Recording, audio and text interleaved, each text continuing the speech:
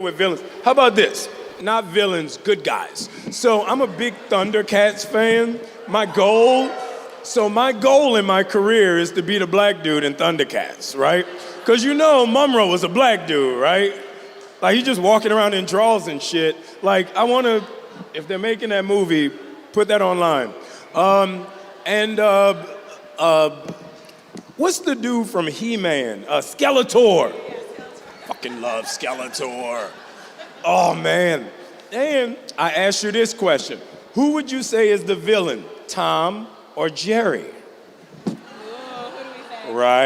Right. Good question. Jerry, exactly. He had little man issues. So Jerry was a great villain. I love Jerry. I want to fight Jerry. You know who Tom Holland is? He's Jerry. He's Jerry. Look at the ear, I'm punching him in the face tomorrow. Scared for him. I'm very scared for Tom tomorrow. That's the only, I literally came here for free. Just to go to London to punch him in the face. Kind of scared that I'm in the Spider-Man chair right now as well, and wearing red. That was not a good move for me today. He didn't call me back. I'm gonna find him. Hi, Anthony. Hello. I actually saw... That was good. That was very good. I actually saw you at a convention a few years ago when you'd just had your first role as Falcon in Captain America. Yes. And you had beef with Tom Holland then as well. And it's just really cool to see you now that you're Captain America. And I was just wondering, how has your soaring success affected you as a person? Like, do you like having fans recognize you everywhere you go, or does it get stressful? Or like, how does that affect you, just the way your popularity soared since you first got the role? You know what? That's a great question. That's a really, really great, thoughtful question, and I thank you for that. Because a lot of people don't get it. And, you know, one thing that I always say to my friends, and one thing you'll never experience, is the idea of your time. Time is very important. Like, I'm a father. When I take my sons to dinner, I'm not an actor. I'm a father. Everyone gets a day off. You ask people to work, most people work 5 days a week. When you go to work, if they tell you got to come in on Saturday, you're like, mother, I'm killing everybody. Right? Everybody deserves a day off. And in this day and age, at this time, you can't be out in the street willy-nilly because you don't know what people want and expect of you. That's entitlement. I've had friends who've taken pictures with people and lost their careers because of it. In this day and age, you always have to protect yourself. That's why I say I love controlled environments, because this is a safe space. We're all here to take care of each other and let each one of us know that we're loved by each other. You've never heard of a fight breaking out at a Comic-Con, right? You've never heard of two people arguing. Like, when you cosplay, people come up to you and support you and say, yo, you look dope as shit. That's nowhere else in the world does that happen. So this is a safe space. And I love that. And that's why I do them. You know, because we don't get this type of support regularly. To be honest, I don't feel normal regularly unless I'm around people like this. Because you guys are good people. And you're here because you love this shit, right? Like, you go to the grocery store and you're painted green, somebody's gonna be like, what are you doing? But this is a safe space, you know? We're the normal people. So when I'm not at work, when I'm outside of this, I turn off. I'm not Captain America. I'm Anthony Mackie. I like to fish. I like to hunt. I build cars. I build houses.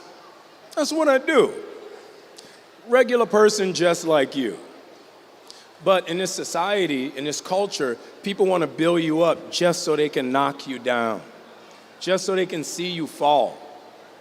So my thing is, stop it. We're regular people. I just happen to have a vendetta with Tom Holland. That's the only difference between me and you. As a little British dude I want to beat up, and you don't have one of those. That's the only difference. But thank you for that, because I had that conversation yesterday. Because, you know, you see so many actors and so many celebrities lose it.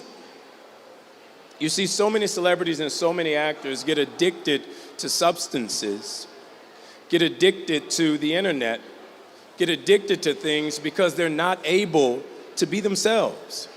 They're not able to turn off. They have to constantly be on.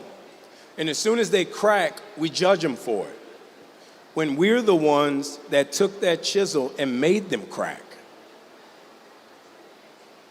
So I try not to do the whole thing outside of this. This is my safe space. This is why I'm in Manchester. And to fight Tom Holland. All right, off my soapbox. You triggered me. Hi, what was your favorite behind-the-scenes moment filming Endgame? Oh, that's a very specific movie. And you're a child, so I can't tell you my favorite moment, because you're a child. But I would say, funny story. So we were on set one day, and there was a bunch of people on set. And I traditionally don't like actors. I hate actors.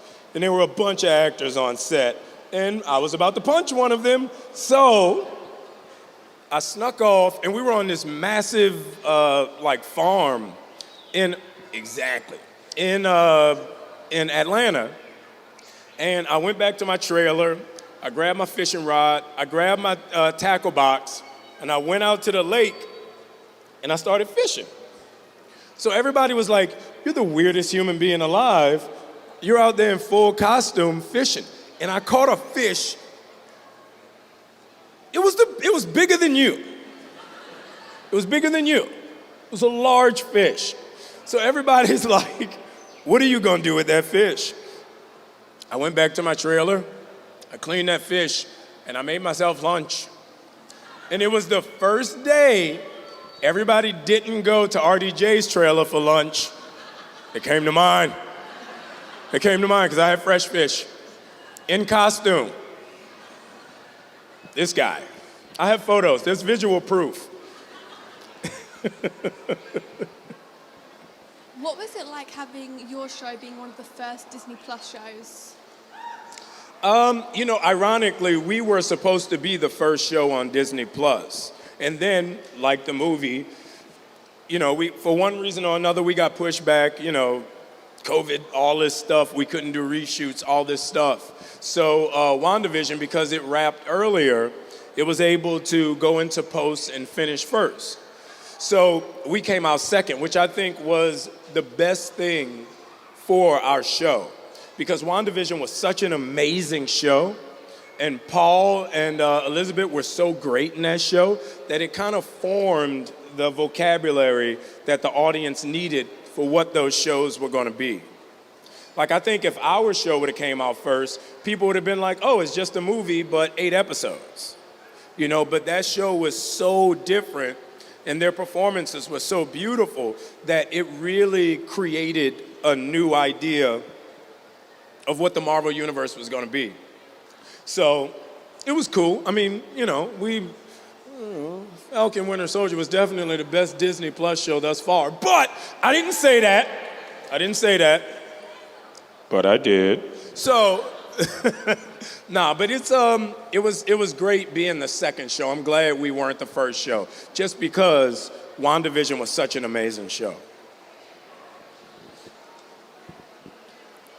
Hi, I'm so nervous. Hello. I love all of your films.